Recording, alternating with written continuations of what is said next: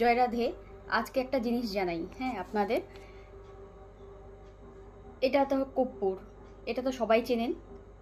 কর্পূর ভগবানের খুব প্রিয়, এবং কর্পূর দিয়ে যদি ভগবানের আরতি করেন, তাহলে ভগবান যেমন খুশি হবে, হ্যাঁ, তার সাথে সাথে আপনার বাড়ির যদি কোনো নেগেটিভ শক্তি থেকে থাকে তাহলে সেটাও কিন্তু চলে যাবে।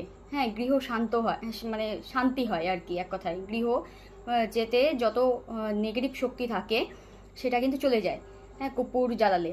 তো কর্পূরটা সকাল সন্ধ্যা আপনারা যে ভগবানের কর্পূর দিয়ে আরতিও করতে পারেন, বা যদি মনে হয় যে না আরতি করা সম্ভব হচ্ছে না, তাহলে সরিষা তেল বা যেটা দিয়ে আপনি প্রদীপ জ্বালান ভগবানের সামনে, যে যে তেলটা ব্যবহার করেন, হ্যাঁ, আরতির জন্য, সেই তেলের মধ্যে কর্পূর দিয়ে রাখতে পারেন। হ্যাঁ, আর যদি তাও যদি সম্ভব না হয় তাহলে পরে হচ্ছে সন্ধ্যাবেলা যখন ধূপ দিবেন, ওই ধূপের মধ্যে কর্পূর একটু ভেঙে ওর মধ্যে দিয়ে দিবেন।